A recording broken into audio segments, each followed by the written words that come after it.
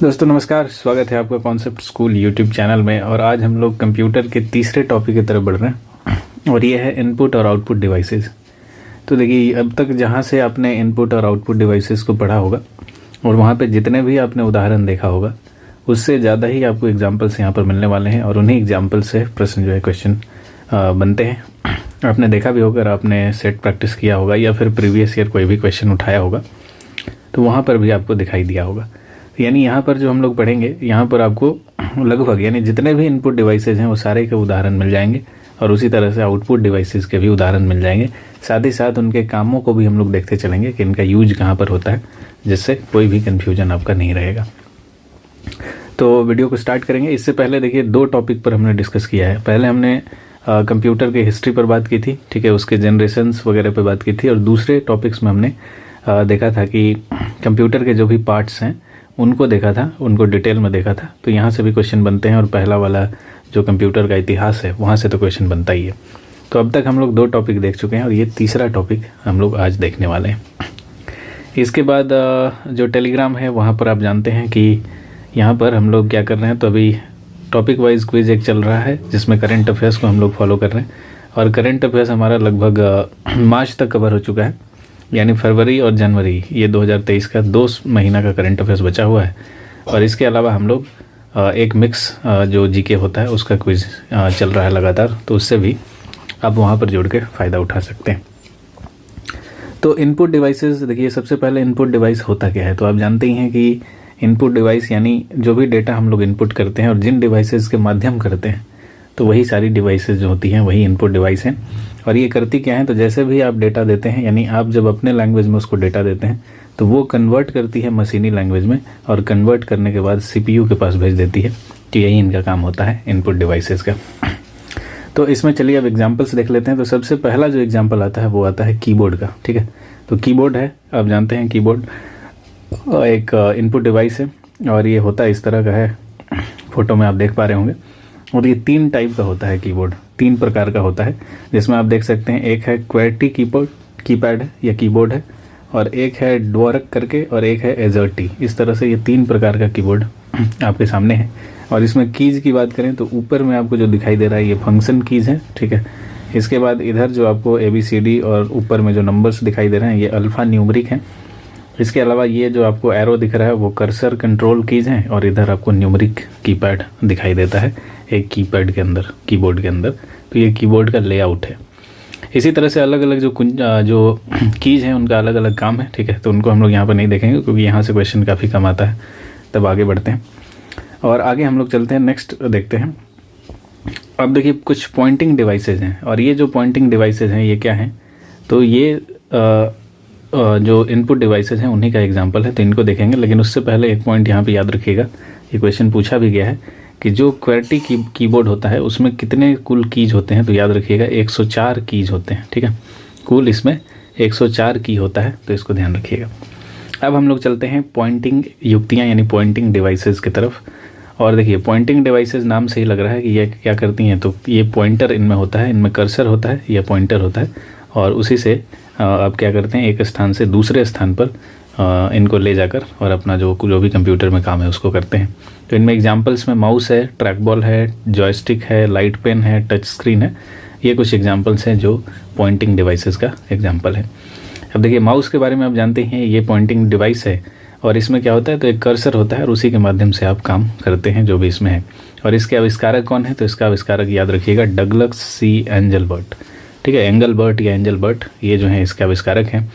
और इनमें 3 टाइप का बटन होता है। एक आप देख सकते हैं, एक राइट क्लिक, एक लेफ़्ट क्लिक कर ली और एक बीच में आपको यहाँ पर व्हील दिखाई देता है, ठीक है। तो ये है, ये 3 का अलग अलग काम है। जैसे जो लेफ़्ट क्लिक है ये आपको ऑब्जेक्ट को चुनने के लिए, सेलेक्ट करने के लिए यूज करते हैं। और डबल क्लिक जब आप करेंगे तो उससे कोई भी प्रोग्राम क्या होता है, ओपन हो जाता है, ठीक है। डबल क्लिक, यहाँ पर कुछ प्रकार दिया हुआ है माउस का, तो ये उतना जानना इंपॉर्टेंट नहीं है। एक वायरलेस होता है, एक मैकेनिकल है, एक ऑप्टिकल है। तो ये 3 तरह का है। उसके बाद जब आप राइट क्लिक करते हैं तो क्या होता है, तो देखिए राइट क्लिक जब आप करते हैं तो बहुत सारा कमांड आपको दिखाई देता है, ठीक है। और उसी कमांड के जरिए आप आगे बढ़ते हैं। तो राइट क्लिक में आपको कमांड दिखाई देगा, लेफ़्ट क्लिक करके आप सेलेक्ट करते हैं और ड्रैग एंड ड्रॉप में यही है कि आप किसी भी ऑब्जेक्ट को एक स्थान से उठाकर फिर दूसरे स्थान तक ले जाकर रख देंगे। तो यही है ड्रैग एंड ड्रॉप। अब हम लोग बात करते हैं ट्रैक बॉल की। तो देखिए ट्रैक बॉल जो है ये दूसरा पॉइंटिंग डिवाइस है और ये भी लगभग माउस की तरह ही होता है। और इसमें बस अलग यही है कि यहाँ पर आप बीच में देख सकते हैं एक बॉल होता है और उसी वजह से इसको ट्रैक बॉल कहते हैं। अब इसका एग्जाम्पल आप देख सकते हैं कहाँ पर इसका यूज होता है। और यही बॉल को आप जब घुमाएंगे ना तो यहाँ पे भी एक कर्सर होता है, तो ये कर्सर मूवमेंट करता है, इसी तरह से ये काम करता है। और इसका यूज ज़्यादातर कहाँ होता है, तो ये CAD वर्क स्टेशन यानी जहाँ पे कंप्यूटर एडेड डिज़ाइंस का काम होता है वहाँ पर होता है, या कंप्यूटर एडेड जो मैन्युफैक्चरिंग का काम होता है वहाँ पर होता है। इसके अलावा एयर ट्रैफिक कंट्रोल रूम में होता है, या फिर रडार वगैरह को कंट्रोल करने में भी इसका यूज होता है। ठीक है, इसके अलावा देख सकते हैं आप सोनार सिस्टम, आप जानते हैं जहाज़ पर ये सोनार सिस्टम काम करता है, समंदर की गहराई मापने में ये यूज होता है, तो वहाँ पर भी काम आता है। तो ये है ट्रैक बॉल, याद रखिएगा ये भी पॉइंटिंग डिवाइस है और साथ में ये भी क्या है, इनपुट डिवाइस है। अब आते हैं जॉयस्टिक की बात करते हैं। यहाँ पे जो इमेज दिख रहा है आपको यही जॉयस्टिक है। ठीक है, और इसका प्रयोग हम लोग कहाँ करते हैं, तो ये फ्लाइट सिम्युलेटर में होता है, या फिर जो गेमिंग वगैरह आप करते हैं वहाँ पर होता है। ठीक है, तो ये जो है इसमें एक हैंडल लगा होता है, जो आप देख रहे हैं ये जो है हैंडल है, और इसी हैंडल के जरिए आप क्या करते हैं, कर्सर का मूवमेंट करते हैं, उसी को कंट्रोल करते हैं। तो यही है, कुछ खास इसमें नहीं है। इसके अलावा बात करते हैं लाइट पेन की। उसके बाद देखते हैं लाइट पेन की। तो देखिए लाइट पेन जो होता है एक हाथ से चलाने वाली इलेक्ट्रो ऑप्टिकल पॉइंटिंग डिवाइस है। ठीक है, ये भी आप जिस तरह से पेन से लिखते हैं उसी तरह से, और इसका यूज़ ड्राइंग्स या फिर ग्राफिक्स वगैरह बनाने में होता है। ठीक है, और इसमें होता बस कुछ नहीं है, पेन है और पेन में एक छोटा सा ट्यूब होता है और उसी के अंदर फोटो सेल होता है, और उससे यहाँ पर से एक लाइट निकलती है और उसी से आप ड्राइंग्स या फिर ग्राफिक्स वगैरह बनाते हैं। तो इसमें यही है, यानी इसमें एक सेंसर टाइप का लगा होता है, उसी से ये सारा काम होता है। और इसका उपयोग मुख्य रूप से आप कहाँ पर लिखने के लिए करते हैं, तो देखिए पर्सनल डिजिटल असिस्टेंट जो है यानी PDA जो है, आप वहाँ पर इसको लिखने में काम करते हैं। यानी PDA क्या होता है, तो छोटा सा एक रजिस्टर टाइप का डिवाइस होता है, उसमें आप छोटा छोटा चीज़ें नोट करके रख सकते हैं। तो यही है, याद रखिएगा, नाम है इसका लाइट पेन, और ये भी क्या है, इनपुट डिवाइस है। अब हम लोग टच स्क्रीन की बात करते हैं। तो देखिए टच स्क्रीन आप जानते ही हैं, मोबाइल फ़ोन में, आजकल ATM में, TV भी आ चुका है, और भी बहुत जगह बैंक वगैरह में सब जगह यूज हो रहा है। तो टच स्क्रीन के बारे में आपको पता है, और ये भी क्या है, इनपुट डिवाइस है। इसके अलावा आगे बात करें डिजिटाइजर्स और ग्राफिक टैबलेट्स। ठीक है, तो ये आप देख सकते हैं ग्राफिक टैबलेट इस तरह का होता है, और इसका यूज भी आप ड्राइंग या फोटो वगैरह को डिजिटल सिग्नल में चेंज करने के लिए कर सकते हैं, इमेज वगैरह बनाने में कर सकते हैं। तो ये भी क्या है, इनपुट डिवाइस है और साथ में पॉइंटिंग डिवाइस भी है। अब हम लोग आगे बढ़ें, तो अगला इनपुट डिवाइस हमारे पास जो है वो है बार कोड रीडर। तो जैसा आप देखे होंगे कि अगर आप मॉल में कपड़े वगैरह लेने जाते हैं तो वहाँ पर आपको दिखाई देता है कि वो लोग क्या करते हैं, तो किसी भी कपड़ा या कोई भी प्रोडक्ट आप लेते हैं तो उसके ऊपर लगा हुआ बार कोड को वो एक हाथ में लेकर उससे रीड करने का प्रयास करते हैं। तो वही जो है वो बार कोड रीडर है। ठीक है, उसमें से क्या होता है, एक प्रकाश की किरण निकलती है। ठीक है, एक लेज़र टाइप का एक किरण निकलता है, और उसी से वही जो है इसको रीड करता है, और रीड करने के बाद क्या करता है, तो इसको संख्या यानी न्यूमेरिक कोड में चेंज कर देता है, और उससे वो लोग पता लगा लेते हैं कि इसका जो प्राइस वगैरह है वो क्या है। ठीक है, तो यही है बार कोड रीडर, और ये भी इनपुट डिवाइस है। उसके बाद अगर बात करें अगला, तो अगला है हमारे पास ऑप्टिकल मार्क रीडर, और इसको OMR कहते हैं। यानी जो आप एग्ज़ाम में जब आप OMR फिल करते हैं तो इस OMR को रीड करने के लिए जो मशीन है वही है ऑप्टिकल मार्क रीडर, वही है OMR। जैसा कि आप यहाँ पर इमेज में देख भी पा रहे होंगे कि यहाँ से आप ऐसे डालेंगे उसको, और यहाँ से ये मशीन क्या करेगी, उसको रीड कर लेगी। ये कितना सही है। इसके अलावा अगला है ऑप्टिकल कैरेक्टर रिकॉग्निशन, ये है OCR। ठीक है, अभी हमने OMR देखा और ये OCR है, ऑप्टिकल कैरेक्टर रिकॉग्निशन। इसका फुल फॉर्म भी पूछा जाता है, इसीलिए फुल फॉर्म पर भी थोड़ा सा ध्यान रखिएगा। तो देखिए ये OMR का ही कुछ थोड़ा सा एडवांस रूप है, सुधरा हुआ रूप है, और इसमें यही है कि साधारण जो चिन्ह है उसको नहीं पढ़ता है ये, बल्कि जो भी प्रिंटेड है या हाथ से जो साफ साफ लिखा हुआ है उसी को ये पढ़ता है। ठीक है, और उसको पढ़ने के बाद वही है, यानी जनरली आप पुराने दस्तावेज को जो रीड करवाने के लिए इसका यूज करते हैं, जैसे कोई टेलीफोन बिल हो गया या इलेक्ट्रिसिटी बिल हो गया, तो इस तरह से। तो यानी ये भी OMR की तरह ही होता है, OCR, ध्यान रखिएगा। लेकिन यही है कि ये प्रिंटेड चीज़ों को ज़्यादा पढ़ता है, या फिर जो भी एकदम अच्छे से साफ साफ लिखा हुआ है वो पढ़ता है। अगला है मैग्नेटिक इंक कैरेक्टर रीडर। तो ये भी इनपुट डिवाइस में आएगा, और इसका फुल फॉर्म देख ही रहे हैं, MICR इसका शॉर्ट फॉर्म है, और फुल फॉर्म है मैग्नेटिक इंक कैरेक्टर रीडर। तो यहाँ पे अगर ध्यान से देखेंगे आप, तो मैग्नेटिक के बाद क्या लगा हुआ है, इंक लगा हुआ है। तो ये इंक से लिखा हुआ जो भी कैरेक्टर है उसको रीड करने का ये काम करता है MICR। और वही है कि जो भी कैरेक्टर एक विशेष इंक में छपा होता है, ठीक है, और उसमें क्या होता है, आयरन पार्टिकल्स होता है, आयरन कण होता है, और उन्हीं कणों को ये मैग्नेटाइज किया जा सकता है, ठीक है, यानी उन्हीं कणों को इससे क्या होता है मैग्नेटाइज करके, और इस स्याही को हम लोग कह देते हैं चुंबकीय स्याही, मैग्नेटिक इंक कह देते हैं, और उसी को ये रीड करता है। और इसका जनरली आपको जो यूज है वो बैंकों में चेक में आपको दिखाई देगा, ठीक है, बैंक में जब आप चेक देखेंगे बैंकों का तो वहाँ पे आपको दिखाई देगा, देख सकते हैं यहाँ पे इमेज में दिखाया गया है कि कहाँ कहाँ पर इस तरह से ये जो रीडिंग का काम है वो करता है। तो याद रखिएगा MICR भी क्या है, तो ये भी एक इनपुट डिवाइस है। अगला इनपुट डिवाइस है स्मार्ट कार्ड रीडर, ठीक है। तो यहाँ पे भी देख ही रहे हैं ये कार्ड जो है मशीन के अंदर जब हम लोग डालते हैं तो ये मशीन क्या करती है, तो उस कार्ड को रीड करती है, और रीड करने के बाद फिर आगे का प्रोसेस होता है। तो ये भी याद रखिएगा क्या है, इनपुट डिवाइस है।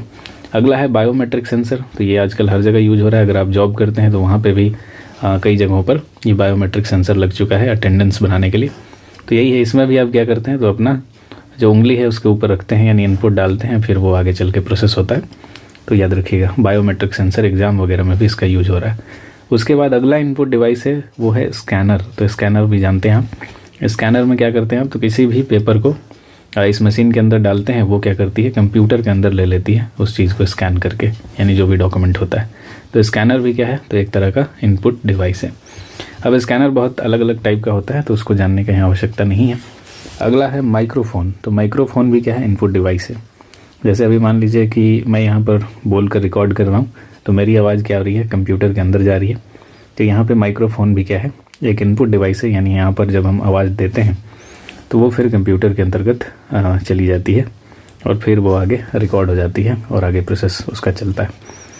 अगला है वेब कैम या वेब कैमरा। तो जानते ही हैं कि कैमरा भी क्या है, एक तरह का इनपुट डिवाइस है। वेब कैम या वेब कैमरा जो आप ऑनलाइन चैटिंग वगैरह के लिए यूज करते हैं, ठीक है, तो वो भी क्या है, इनपुट डिवाइस है।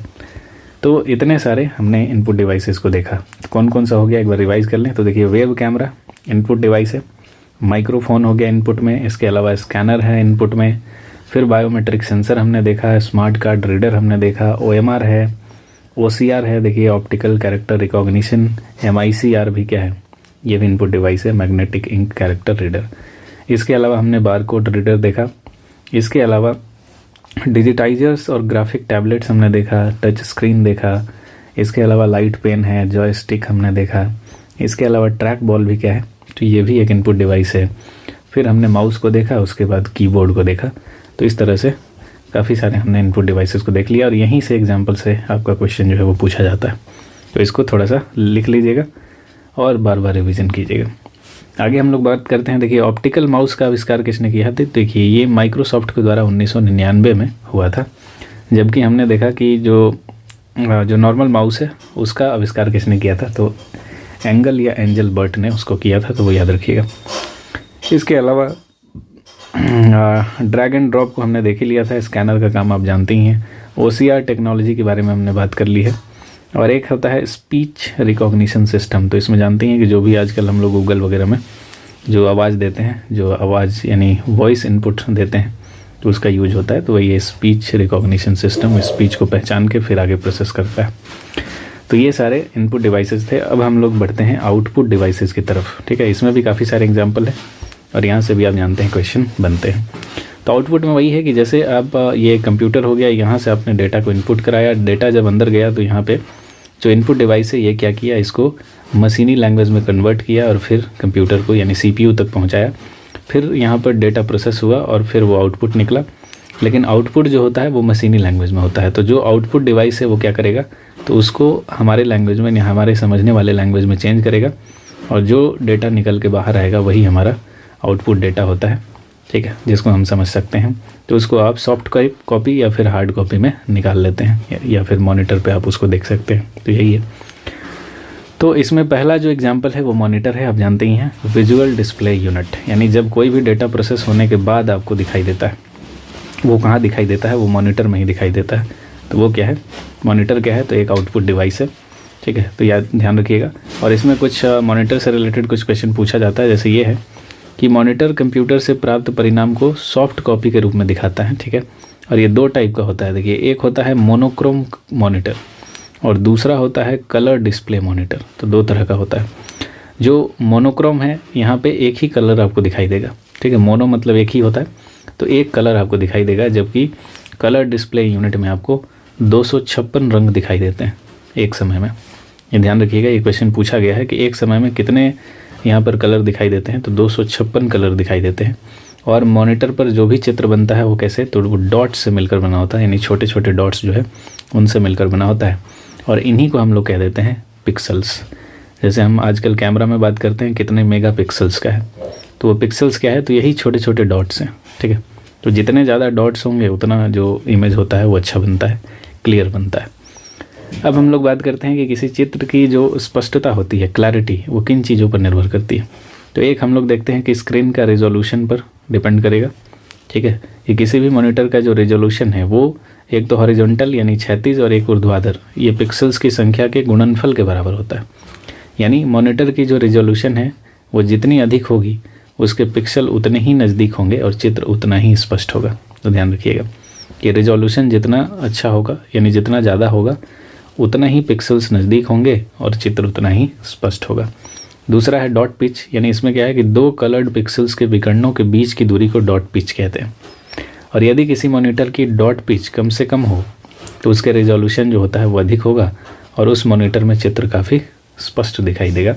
यानी जो डॉट पिच जो है इसमें क्या चाहिए, तो कम से कम डॉट पिच चाहिए, तभी रेजोल्यूशन अधिक होगा और तभी आपको मॉनिटर में चित्र काफ़ी स्पष्ट दिखाई देगा। तो याद रखिएगा डॉट पिच की बात। ये किससे जुड़ा हुआ है, मॉनिटर से जुड़ा हुआ है। अगला है रिफ्रेश रेट। तो ये क्या है, एक सेकंड में आप जानते हैं कंप्यूटर का मॉनिटर जितनी बार रिफ्रेश होता है वह उसकी रिफ्रेश रेट कहलाती है। यानी जो हम लोग कंप्यूटर को रिफ्रेश करते हैं तो वो है, और जितना ज़्यादा से ज़्यादा रिफ्रेश करेंगे उतना ही स्क्रीन पर चित्र जो है वो क्लैरिटी के साथ साफ साफ दिखाई देगा। अब देखिए कुछ मॉनिटर यहाँ पर हैं, जैसे कैथोड रे ट्यूब। ये पुराने ज़माने में यूज होता था, एक आयताकार बॉक्स की तरह दिखने वाला मॉनिटर होता था और इसे डेस्कटॉप कंप्यूटर के साथ साथ आउटपुट देखने के लिए इसका यूज होता था। आकार में काफ़ी बड़ा और भारी होता था, ठीक है, पुराने कंप्यूटर को आप देख सकते हैं और यही है। और इसमें कैथोड रे ट्यूब जो है वो लगा होता था, बाकी इसमें डिटेल में जाने की ज़रूरत नहीं है। अभी जानते हैं एलसीडी अभी भी चल रहा है, ये एलसीडी से अब एलईडी की तरफ बढ़ गए हम लोग। तो एलसीडी जो है थोड़ा सा अधिक प्रयोग में आजकल आ रहा है, जानते ही हैं। और सीआरटी वाला जो टीवी है उसकी अपेक्षा थोड़ा हल्का है, लेकिन थोड़ा सा उससे ज़्यादा महंगा ये आता है, ठीक है। और ये सभी जगह यूज होने लगा है, चाहे लैपटॉप हो, चाहे नोटबुक हो, पर्सनल कंप्यूटर हो या डिजिटल वॉच हो, सब जगह इसका यूज होता है। अब देखिए एलसीडी में जो होता है, ध्यान रखिएगा, दो प्लेटें यहाँ पर यूज होती है। एलसीडी में दो प्लेटें और इनके बीच में एक लिक्विड भरा होता है, द्रव भरा होता है। और जब प्लेट के पीछे से प्रकाश निकलता है तो प्लेट्स के अंदर के जो द्रव होते हैं ये अलाइन होकर चमकते हैं और इसी से चित्र दिखाई देता है, ठीक है। तो यही है। जबकि ये जो सीआरटी था इसमें क्या होता है, तो इसको भी थोड़ा सा देख लीजिए। सीआरटी में एनालॉग डेटा को इलेक्ट्रॉन गन के द्वारा मॉनिटर की स्क्रीन पर भेजा जाता है, ठीक है। तो यहाँ पे एक इलेक्ट्रॉन गन का यूज होता है और इलेक्ट्रॉन गन क्या करता है, तो एनालॉग डेटा को इलेक्ट्रॉन्स में चेंज कर देता है और इलेक्ट्रॉन ऊर्ध्वाधर और क्षैतिज प्लेट्स के बीच में होते हुए, यही याद रखिएगा कि फॉस्फोरस स्क्रीन पर टकराती है। यानी इसमें एक स्क्रीन लगा होता है जो फॉस्फोरस का होता है और इसी फॉस्फोरस स्क्रीन पे जब वो इलेक्ट्रॉन्स टकराते हैं तो उससे चमकता है और उसी से चित्र दिखाई देता है। तो यहाँ पे क्या था, फॉस्फोरस का यूज होता था और इलेक्ट्रॉन्स इससे टकराते थे। जबकि जब आप एलसीडी में आएंगे तो यहाँ पे क्या हो रहा था, तो एक लिक्विड भरा है और यहाँ पर क्या होता है कि पीछे से जब प्रकाश निकलता है तो प्लेट्स के अंदर जब प्रकाश इंटर करता है तो वो द्रव जो है वो अलाइन होकर चमकने लगते हैं और उसी से चित्र दिखाई देता है। और जैसे ही आप एलईडी में आएंगे तो यहाँ पे क्या होगा, तो एक इलेक्ट्रॉनिक डिवाइस है, जानते हैं, और ये भी आउटपुट डिवाइस है और इसका प्रयोग आजकल कंप्यूटर वगैरह में होने लगा है। टेलीविज़न में आजकल एलईडी ही आते हैं और इसके अंदर छोटे छोटे एलईडीज़ लगे होते हैं, ठीक है, एलईडीज़। और जब विद्युत धारा क्या होता है, इन एलईडीज़ से गुजरती है तो ये एलईडीज़ चमकने लगते हैं, ठीक है। और यही एलईडीज़ जब चमकते हैं तो स्क्रीन पर आपको चित्र दिखाई देने लगता है। और एलईडीज़ मुख्य रूप से याद रखिएगा लाल प्रकाश उत्सर्जित करते हैं, ये ध्यान रखिएगा, लाल प्रकाश। लेकिन आजकल आपको लाल के साथ हरा, नीला ये भी दिखाई देने लगा है। आरजीबी जिसको हम लोग बोलते हैं, प्राथमिक रंग जिसको बोलते हैं, ये भी दिखाई देने लगा, ठीक है। और ये सफ़ेद प्रकाश भी अब उत्पन्न करने लगे हैं और इन सभी रंगों का संयोग आपको आजकल टीवी या जहाँ भी आप एलईडी स्क्रीन देखते हैं वहाँ पे दिखाई देता है। तो याद रखिएगा एलईडी मेनली लाल प्रकाश करते हैं, लेकिन अब ये लगभग सभी प्रकाश करने लगे हैं, ठीक है। तो इस तरह से इनका काम है। उसी प्रकार से एक 3D मॉनिटर है, ठीक है। तो 3 डायमेंशन आपको चित्र यहाँ पर दिखाई देता है, पहले 2D था अब 3D हो गया। अगला TFT है, इसमें देखिए थिन फिल्म ट्रांजिस्टर इसको बोलते हैं TFT। तो TFT और एक्टिव मैट्रिक्स LCD एक प्रकार का ये भी क्या है, आउटपुट डिवाइस है। और TFT में कुछ नहीं है, इसमें वही है कि एक पिक्सल को कंट्रोल करने के लिए 1 से 4 ट्रांजिस्टर इसमें लगे होते थे, ठीक है। और इन्हीं के जरिए वो चित्र जो है वो दिखाई देता है, इसमें ज़्यादा डिटेल में जाने की ज़रूरत नहीं है। CRT और LCD और LED इसको ज़्यादा अच्छे से देखिएगा। अब देखिए प्रिंटर्स की बात करते हैं। तो प्रिंटर आपको पता ही है कि ये क्या है, आउटपुट डिवाइस है और इसमें डेटा बाहर आता है और इसको हम लोग हार्ड कॉपी में प्रिंट करते हैं। वो कलर हो सकता है या फिर ब्लैक एंड वाइट हो सकता है, ठीक है।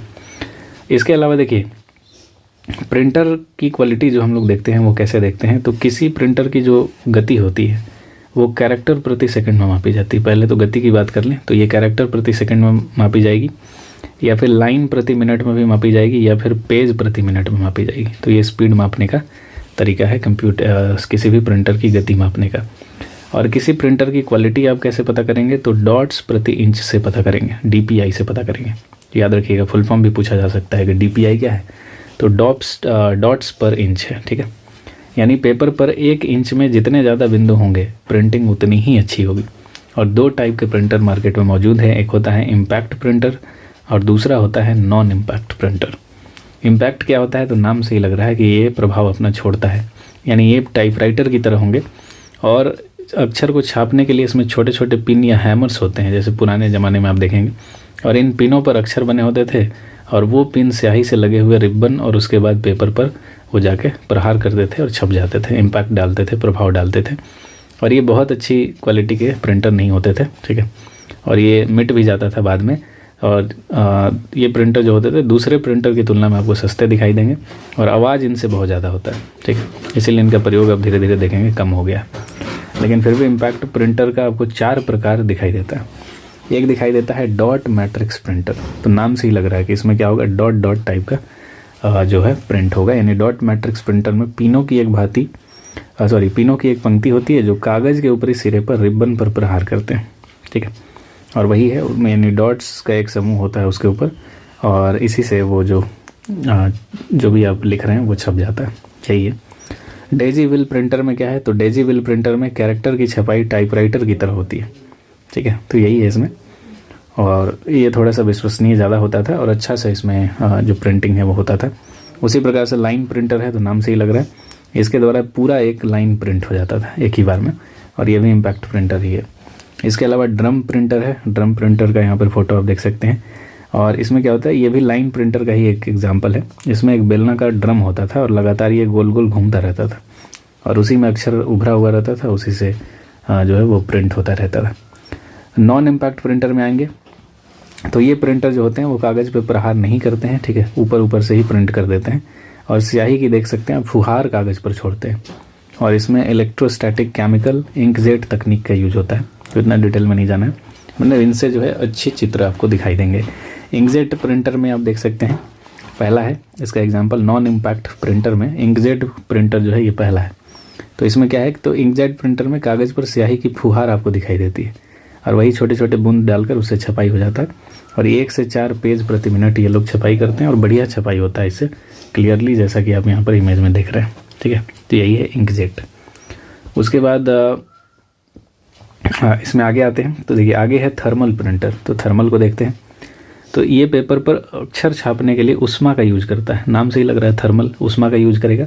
और उष्मा के द्वारा ही स्याही को पिघलाकर ये लोग क्या करते हैं, कागज़ पर छोड़ता है ये लोग और उससे ही प्रिंट हो जाता है। तो यही है। फैक्स मशीन जो आप देखते हैं वो भी क्या है, एक प्रकार का थर्मल प्रिंटर ही है। फैक्स मशीन को अगर आपने देखा होगा तो ये है। और इसमें जो है एक विशेष प्रकार का पेपर होता है, ये ध्यान रखिएगा, यानी इसमें केमिकली ट्रीटेड पेपर होता है, ठीक है, तभी, नहीं तो अगर नॉर्मल पेपर होगा तो उसमें से हो सकता है कि जल जाए। तो यहाँ पे जो पेपर होता है वो भी विशेष प्रकार का होता है। तो थर्मल प्रिंटर में उष्मा का यूज होता है। लेज़र प्रिंटर में यही सबसे ज़्यादा यूज होता है, आप जानते ही हैं। देखिए यहाँ पर हर जगह आपको यही लेज़र प्रिंटर दिखाई देगा। ये उच्च गुणवत्ता वाला अक्षर और चित्र आपको छापता हुआ दिखाई देगा और अलग अलग स्टाइल का, और ये फोटोकॉपी मशीन से मिलता जुलता दिखाई देगा। और इसमें नाम से ही लग रहा है कि लेज़र किरणों का यूज होता है, ठीक है, उन्हीं के जरिए इसमें जो छपाई है वो होता है और काफ़ी तेज़ गति से छपाई होता है और काफ़ी बढ़िया होता है, लेकिन महंगा भी ये प्रिंटर होता है। तो यही है। इसमें कुछ एग्जाम्पल है लेज़र प्रिंटर में, लेकिन इनको देखने की ज़रूरत नहीं है, बस उतना ही एग्जाम्पल काफ़ी था। तो हमने देखिए प्रिंटर को देख लिया, अच्छे से देखा। इसके बाद हम लोग चलते हैं प्लॉटर की तरफ, और ये भी क्या है, तो एक आउटपुट डिवाइस है। तो प्लॉटर आप देख सकते हैं कि आउटपुट डिवाइस है, और जिसका प्रयोग कहाँ करते हैं हम लोग, तो ड्राइंग या फिर किसी भी चित्र या कंस्ट्रक्शन प्लान में ये बनाने के लिए उसको करते हैं। ठीक है, पेंसिल, मार्कर, राइटिंग टूल का प्रयोग होता है इसमें, और ये प्रिंटर की तरह ही होता है जैसा आप यहाँ पर देख रहे हैं। ठीक है, तो ये काफ़ी अलग अलग जगहों पर इसका यूज होता है, और इसके प्रकार हैं, लेकिन उनको देखने की आवश्यकता नहीं है। आगे बढ़ते हैं। अब हम लोग आते हैं स्पीकर। तो स्पीकर भी क्या है, एक आउटपुट डिवाइस है। ठीक है, और आप जानते हैं कि स्पीकर से क्या होता है, तो जब हम कोई भी कंप्यूटर के अंदर जो साउंड है उसको प्ले करते हैं तो इसके ज़रिए बाहर आता है। तो एक आउटपुट डिवाइस है, इसमें ज़्यादा बताने की आवश्यकता नहीं। उसी तरह हेडफोन्स भी है, हेडफोन्स में भी आप क्या करते हैं, तो ये भी आउटपुट डिवाइस है, आप गाना सुनते हैं। इसके अलावा प्रोजेक्टर है, प्रोजेक्टर के ज़रिए आप क्या करते हैं, तो चित्र को कंप्यूटर से बाहर निकाल के पर्दे के ऊपर दिखाने का प्रयास करते हैं। तो ये भी क्या है, एक आउटपुट डिवाइस ही है। तो इस तरह से हमने इतने सारे आउटपुट डिवाइसेस को देखा। तो कौन कौन हो गया, प्रोजेक्टर याद रखिए, इसके अलावा स्पीकर, हेडफोन, फिर यहाँ पे प्लॉटर याद रखिए, प्लॉटर के बाद प्रिंटर याद रखिए, और प्रिंटर के हमने प्रकार भी देख लिया है। ठीक है, और एक हमने देखा था मॉनिटर। तो ये सारे क्या हो गए, तो ये सारे एग्जाम्पल हो गए आउटपुट डिवाइसेस का। अब देखिए कुछ इसमें पोर्ट्स का यूज होता है, तो थोड़ा सा देख लेते हैं। यहाँ से भी कई बार क्वेश्चन पूछ दिया जाता है। अब पोर्ट्स क्या है, तो जानते हैं कि कनेक्ट करने के लिए ये पोर्ट्स का यूज होता है। जैसे पैरेलल पोर्ट है एक, तो ये एक माध्यम होता है। ठीक है, और इसमें 8 या उससे अधिक तारों को जोड़ सकते हैं। ठीक है, पैरेलल पोर्ट है, मतलब इस तरह का एक पोर्ट है, इसमें 1, 2 इस तरह से लगा होता है। इसमें आप क्या कर सकते हैं कि कोई भी वायर जोड़ सकते हैं। तो ये इस तरह का पोर्ट होता है, इसके ज़रिए आप डेटा का ट्रांसफ़र कर सकते हैं, और डेटा हस्तांतरण की स्पीड जो है इससे काफ़ी तेज़ होती है।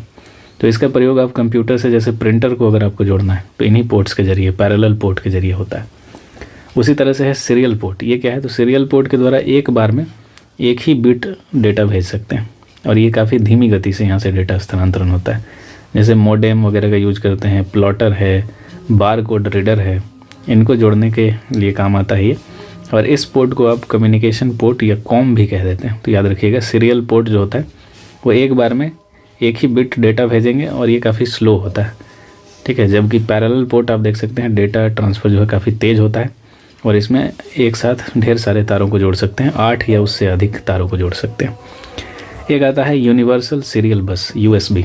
ये क्या है, तो ये सबसे ज़्यादा प्रयोग में आता है। ये ऐसा पोर्ट है जो सबसे ज़्यादा प्रयोग में आता है, और ये लगभग सभी कंप्यूटर में आपको दिखाई देगा।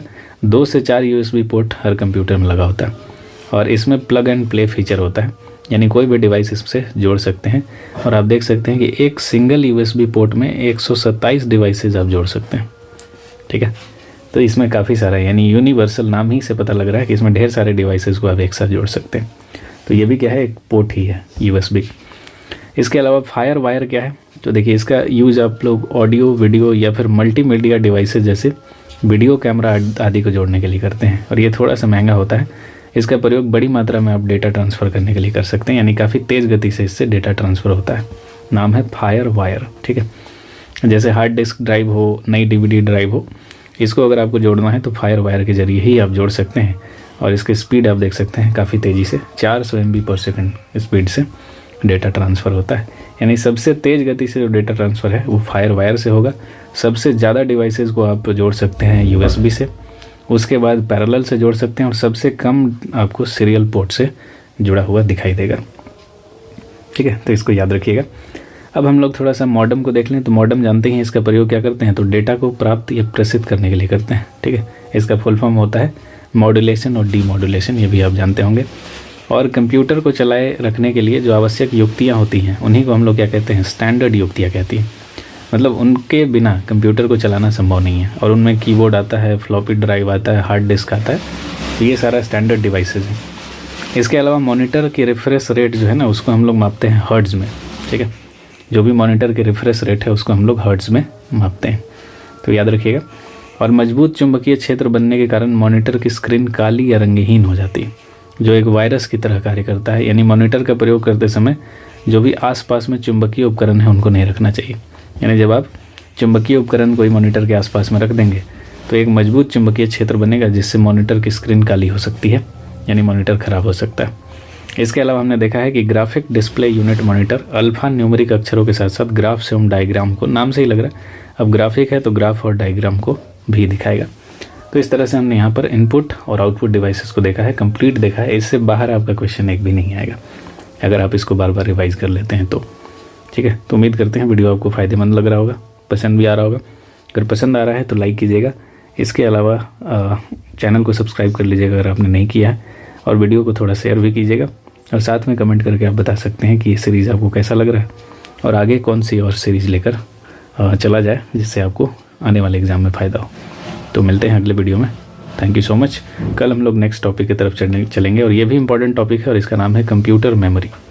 ठीक है, ये भी इंपॉर्टेंट टॉपिक है।